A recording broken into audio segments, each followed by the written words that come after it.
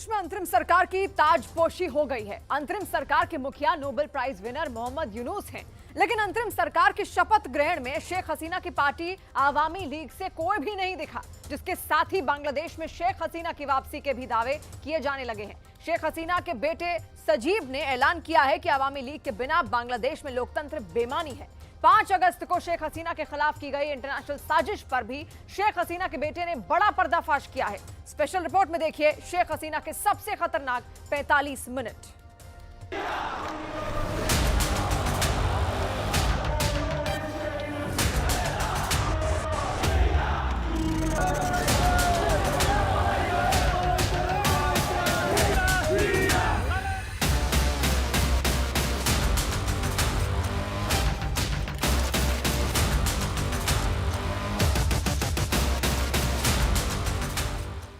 Gaza है ये, यहाँ जिंदगी बारूद से सनी है, कदम कदम पर मौत है, कोई भी सलामत नहीं। एशिया महाद्वीप के उसी हिस्से का ये मुल्क सीरिया है, जिसकी शक्ल बारूदी प्रहार से बिगड़ रखी है। युद्ध का ताप झेल चुकी इन्हीं दोनों जैसा हाल बांग्लादेश का होने वाला था।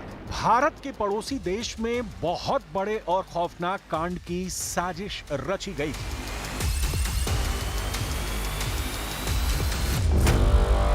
बांग्लादेश को गाजा बनाने का प्लान था।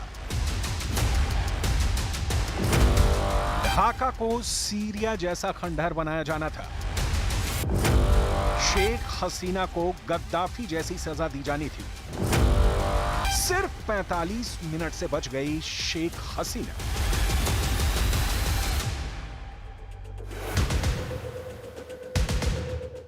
जिस आग से बांग्लादेश जला, जिस गुस्से से शेख मुजीब के पुतले ढहे, जिस आक्रोश से चटगांव में लाशें बिछी, वो अनायास नहीं था। ना ही वो आवाम की शेख हसीना से कोई नफरत। ये चिंगारी का खेल था जिसे भड़काया गया। आग भड़कने के बाद उसमें पेट्रोल छिड़का गया। पेट्रोल छिड़कने के बाद इसमें बेगुनाहों को झोंका गया। सैकड़ों जान खाक करने के बाद भी जब बांग्लादेश के दुश्मनों को यह इत्मीनान नहीं हुआ कि शेख हसीना बांग्लादेश छोड़ेंगी, तो उनके मर्डर का प्लान तैयार किया गया। बांग्लादेश के कट्टर जमाती, बांग्लादेश के सबसे कट्टर दुश्मन, देश की खुफिया एजेंसी, उसी मुल्क के आर्मी जनरल और खूंखार दहशतगर्दों ने ऑपरेशन गणभवन की प्लानिंग की थी। गणभवन को घेर कर शेख हसीना को भीड़ के हवाले करने की साजिश का पर्दाफाश किसी और ने नहीं, उनके बेटे सजीब वाजेद जॉय ने किया है। न्यूज 18 इंडिया से एक्सक्लूसिव बातचीत में सजीब ने बताया कि ढाका के गणभवन में शेख हसीना की जान खतरे में थी। मेरी माँ कहाँ भी पॉलिटिकल असाइलम के लिए अप्लाई करेगी नहीं, ये सब बकवास है। इसका कोई डिसीजन नहीं लिया है। हमारी माँ बांग्लादेश में फिर जाते चाहती है। ये आज हो कल हो, एक दिन हमारी माँ बांग्लादेश फिर जाएंगी। शेख हसीना की जान कौन लेना चाहता था? आंदोलनकारी छात्रों को कौन गणभवन तक ले जा रहा था? हिंसक उपद्रवियों का सरगना कौन था? क्या ये ढाका के कट्टर जमाती थे? क्या हसीना की जान लेने के लिए दहशतगर्दों की घुसपैठ कराई गई थी? बांग्लादेश की आर्मी और डिफेंस फोर्सेस में क्या कोई शेख हसीना का दुश्मन था? 5 अगस्त की तारीख को ढाका में जो हुआ वो जितना सनसनीखेज था उतना ही खौफनाक भी। इस डरावने घटनाक्रम के बीच भी शेख हसीना अपना देश छोड़ने को तैयार नहीं थी। 4 अगस्त को बांग्लादेश में हिंसा और उपद्रव में 100 की मौत हो गई थी। 5 अगस्त को आंदोलनकारियों ने ढाका के गणभवन पर धावा बोल दिया था। तब ढाका से दिल्ली 2 अर्जियां पहुंची। पहली अर्जी में प्रधानमंत्री शेख हसीना को कुछ समय के लिए भारत आने की इजाजत मांगी गई थी। इसके कुछ देर बाद भेजी गई दूसरी अर्जी में बांग्लादेश के अधिकारी मिलिट्री एयरक्राफ्ट के भारत में दाखिल होने के लिए क्लियरेंस मांगी। 5 अगस्त की सुबह शुरू हुआ यह हाई वोल्टेज ड्रामा दोपहर से पहले खूनी होने लगा। 4 लाख की उग्र भीड़ ढाका की सड़कों पर थी। बांग्लादेश के पीएम आवास की तरफ तेजी से बढ़ती भीड़ आउट ऑफ कंट्रोल होती जा रही थी। न्यूयॉर्क टाइम्स की रिपोर्ट के मुताबिक तब बांग्लादेश के तीनों सेनाओं के प्रमुख और पुलिस के मुखिया ने शेख हसीना के आवास पर दस्तक दी। पीएम आवास पर तीनों सेना प्रमुखों ने शेख हसीना के इस्तीफा देने और देश छोड़ने की सलाह दी। उस वक्त वहां मौजूद शेख हसीना की बहन रेहाना को भी हालात की गंभीरता बताई गई, जिसके बाद रेहाना ने शेख हसीना से अकेले में 20 मिनट तक बात की, लेकिन शेख हसीना बांग्लादेश से बाहर नहीं जाने पर अड़ी रही। आखिरकार आर्मी जनरल वक़ार उज जमान ने अमेरिका में रह रहे हसीना के बेटे वाजेद जॉय को फोन किया। यहाँ कोई पुलिस नहीं है, यहाँ कोई सुप्रीम कोर्ट नहीं है, कुछ भी नहीं है। तो इस वक्त हमारी माँ वो बांग्लादेश उनकी बांग्लादेश छोड़ने का कोई इंटेंशन नहीं था।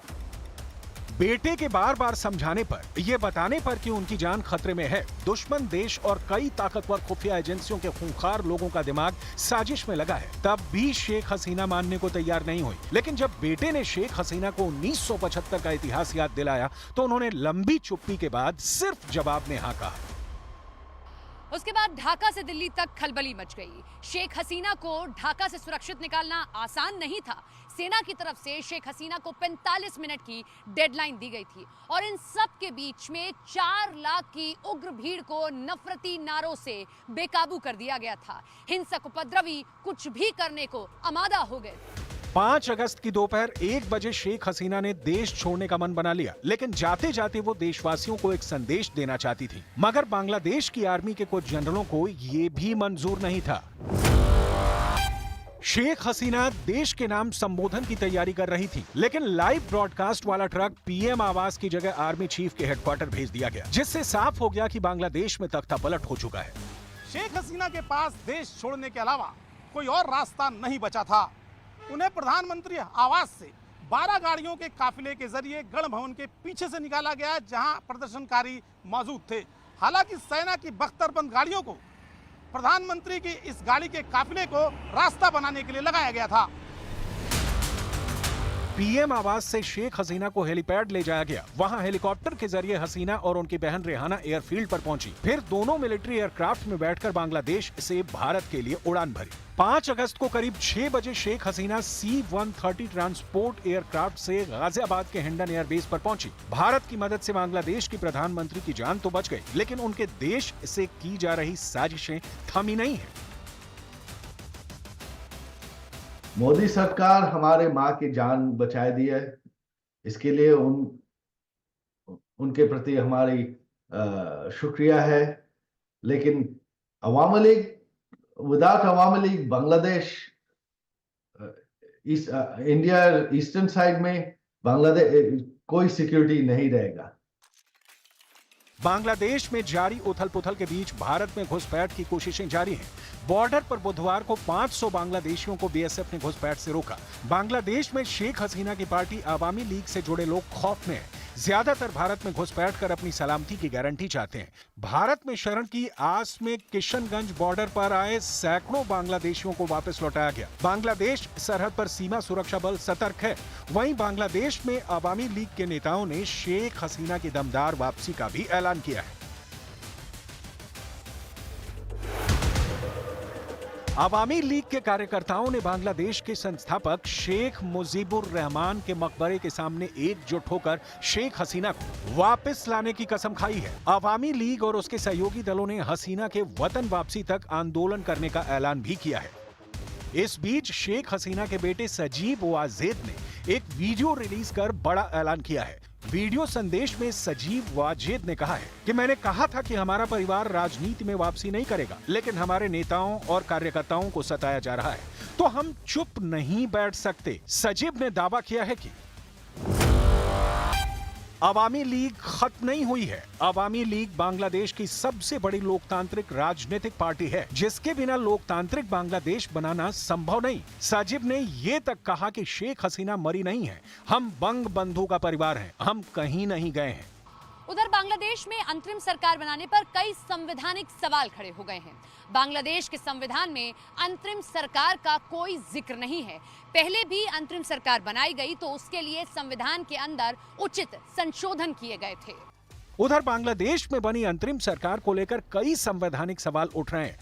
बांग्लादेश के संविधान में अंतरिम सरकार का कोई जिक्र नहीं है। पहले ऐसी सरकार चलाने के लिए संविधान में संशोधन करना पड़ा था। बांग्लादेश के संविधान में 13वां संशोधन 1996 में पारित किया गया था, जिसमें आम चुनाव कराने और सत्ता हस्तांतरण के लिए कार्यवाहक सरकार के प्रावधान को शामिल किया गया। लेकिन इसमें भी कई पेच हैं, यानी अंतरिम सरकार का भविष्य सुरक्षित है कहा नहीं जा सकता। ऐसे में बांग्लादेश के दुश्मनों को अपने प्लान को अंजाम देना और भी आसान होगा। बांग्लादेश को सिविल वॉर में झोंककर जिस एक मुल्क को सुकून मिलेगा, उसका नाम लेने की जरूरत नहीं है। बांग्लादेश इस धरती पर सिर्फ एक देश की आंख की किरकिरी है। हालांकि शेख हसीना की वापसी के संकेत मिलने भर से उस मुल्क के होश फाख्ता है, क्योंकि शेख हसीना की वापसी का मतलब ही तमाम साजिशों का अंत होगा।